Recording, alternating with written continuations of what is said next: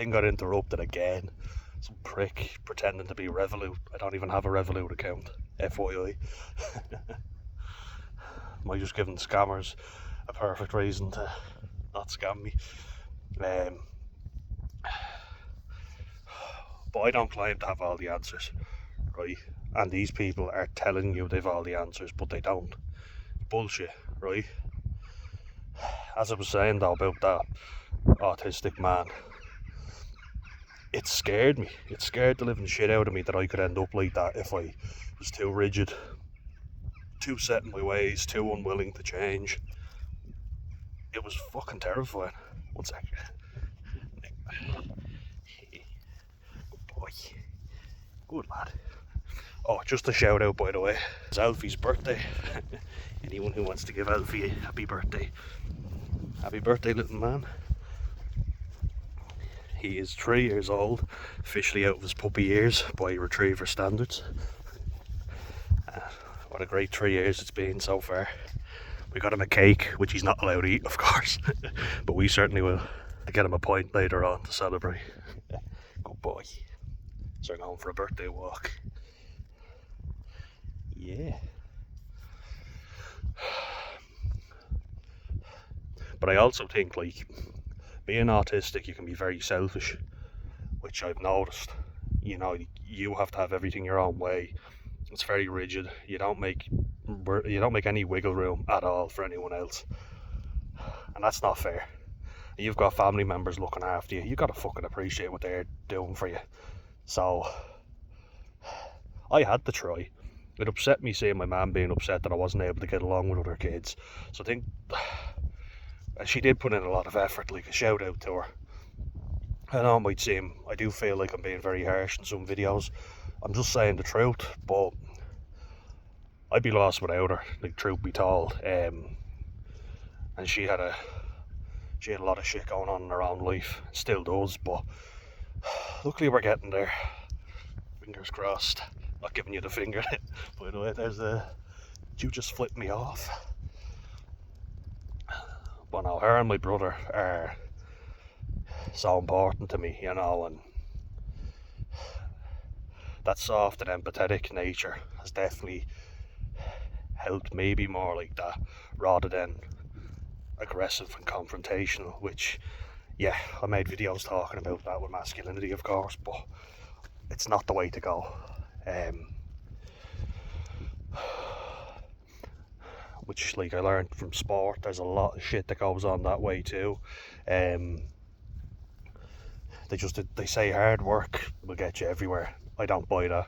I know I gave it my best and I didn't get where I wanted to get. Probably wouldn't have been able in the long run. Perfectly happy saying that. I didn't want to, because a lot of guys I'd be playing with that I met, I didn't like them. So it's hard for me to interact with people all the time. It is. We need good people. Good boy. You need to have good people in your life, especially when you're more vulnerable like I am. But why did I start this YouTube? I started it to stop people from taking their own lives, pretty much, when you've been there. So, like, you can kind of say, well, you know, did it work for you in the end? You know, like, I've burnt myself out. I've learned the consequences of doing that, of trying very hard, of this constant grind set, as they call it. And I think it's a load of bollocks, complete bullshit. It's a lot more, how do you put this, self-serving, or what's the word I look for? Makes you look a lot better if you say, I did it through just hard work. I only eat chicken, broccoli and rice. I worked out every day, non-stop. You know, I did it clean. I have no fucking testosterone, so I'm on testosterone replacement therapy, and that's it. That's by a doctor. You can convince yourself all you fucking want. You're a cheat. And you're definitely taking more than that. Plenty of videos on that. And I'm saying it because it's making young lads kill themselves because of how unhappy they are young women as well.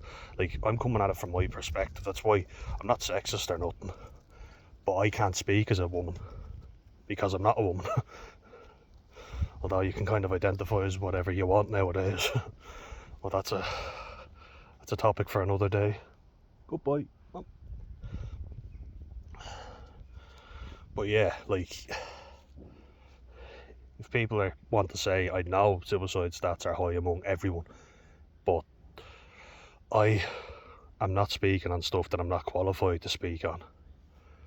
I'm only speaking from what I've observed, what I've noticed, my own personal experience.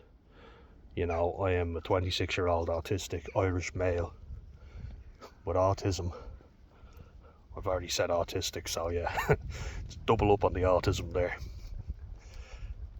With emotionally unstable personality traits. Still meeting up with psychiatrists to get more assessments done. But yeah, look, it would explain a lot.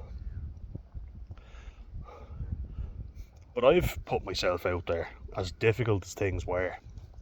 I've fucking tried hard, and I've burnt myself out. And why I'm saying the whole thing of the grind set is so that you don't make that mistake. Now, I can't hold your hand, and I sound like my dad. There's a couple of occasions where I'm like, Jesus, I do sound like him. But the truth of the matter is, I can't do anything for you. I can offer you advice. Anyone wants to reach out, yep, absolutely, hit me up. Anyone wants to hit me up, like, no issue with that at all. Anyone wants to ask for advice, no worries at all. I'm an open book. But I think when we look at YouTube videos, we think these people have the answers, and they don't. And then there's, like, obviously words that are very popular,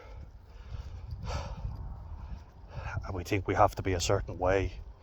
You know, we have to use these buzzwords. Truth is, whatever happened to just being yourself, trying things, making mistakes, you know?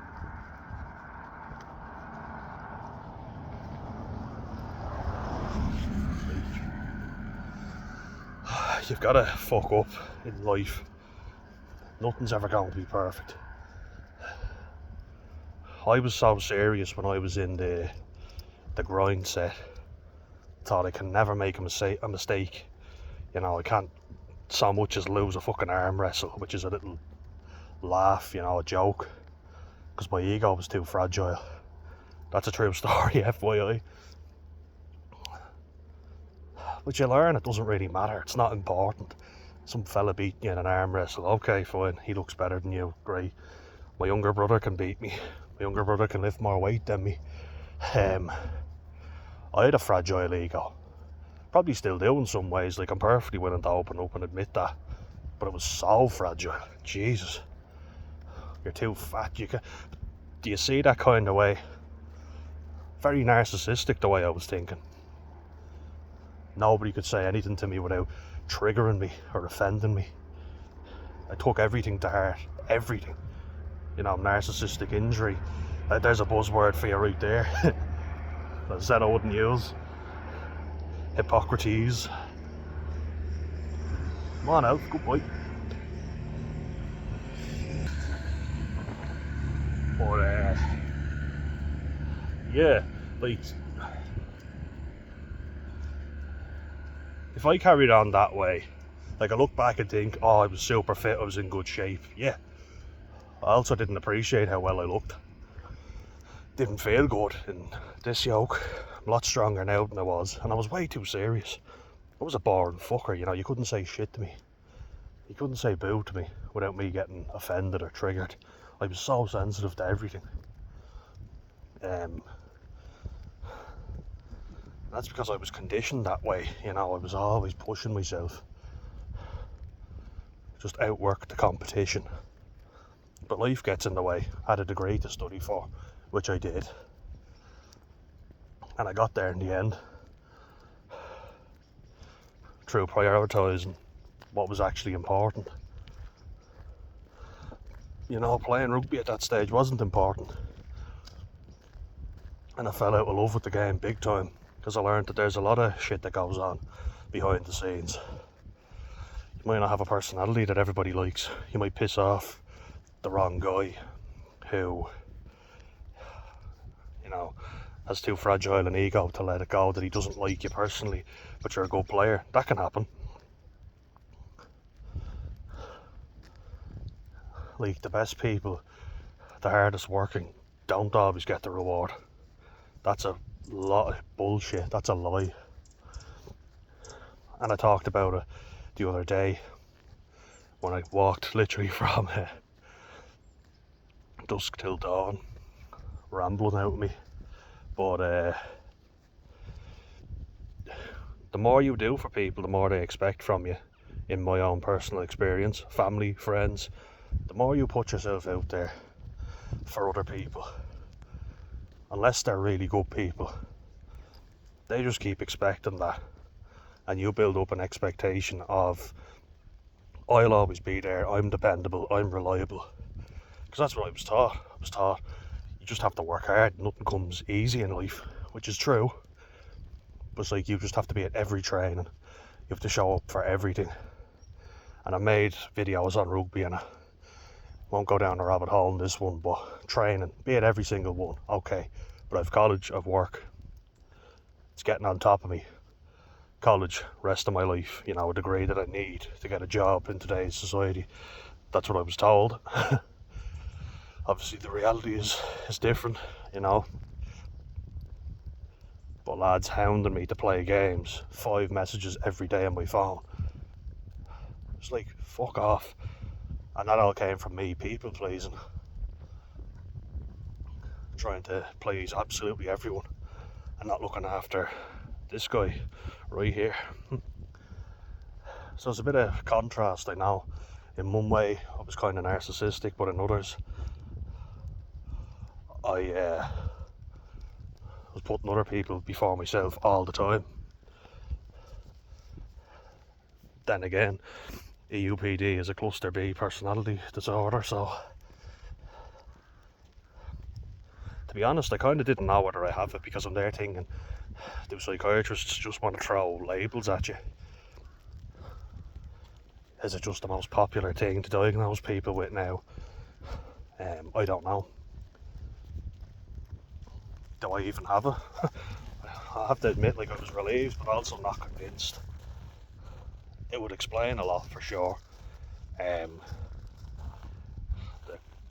really fragile ego, the lack of self-esteem, kind of reliance on other people, or basing my self-worth on what I can contribute to others. Suicidality, the intense anger that I could get. Now, I've worked so hard on that, and I have, you know, I'm not looking for praise, I'm just saying it's a fact. It's something I had to work on, and it's something I did. If there's one thing I hate, it's people taking advantage of good people. You know, I hate that shit. Gets me very down, you know. And I start having existential thoughts of, why is it so bad? Why do good people get shot all over? Which is why if I meet good people, I appreciate them all that bit more, you know. But you can't fix everyone's problems, unfortunately. I wish I could, but I can't.